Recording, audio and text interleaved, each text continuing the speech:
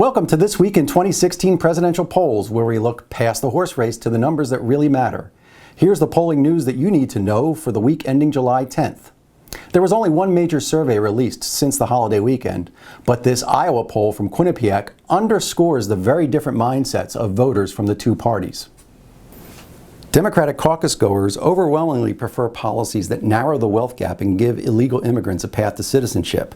Republicans do not, but they are much more likely than Democrats to support sending ground troops into the Middle East to fight ISIS. There are also differences in the type of candidate Iowa voters prefer. Republicans overwhelmingly think a business resume is better preparation for the Oval Office, while Democrats are much more comfortable with someone who's spent their career in Washington. Since it was a slow week, let's take a look at the Republican field, which has the largest group of serious contenders probably in history. Now, one degree of credibility here will be whether these candidates can make it into that first sanctioned debate, which is less than a month away. Now, Fox News, the sponsor of that debate, has determined that only 10 candidates will make it onto the stage for the main event. And that's going to be determined by national polling.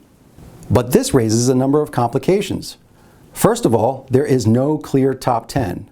As of right now, it looks like these 7 candidates can probably start their debate prep if the current averages hold. However, these 9 candidates, including sitting governors and senators, all have about an equal shot at the last 3 slots. One of them, Ohio's John Kasich, has yet to make a formal announcement. He has scheduled that for July 21st in what appears to be a deliberate attempt to get a poll bump heading into the final days before the debate participants are set.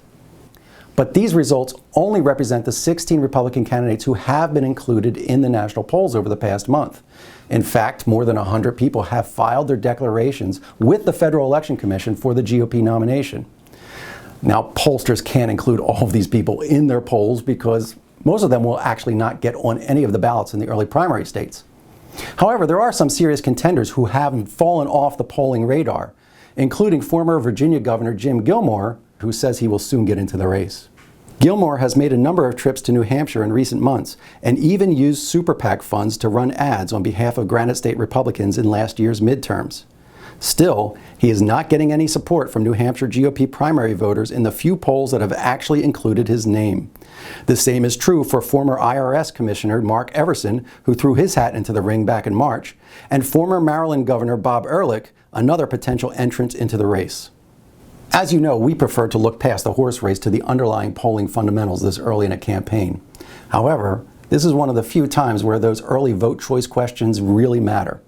Getting on that debate stage is going to be a major mark of a candidate's legitimacy. So we'll see how this turns out in a few weeks. So those are the highlights and lowlights from this week in 2016 presidential polls. Till next time, I'm Patrick Murray from the Monmouth University Polling Institute.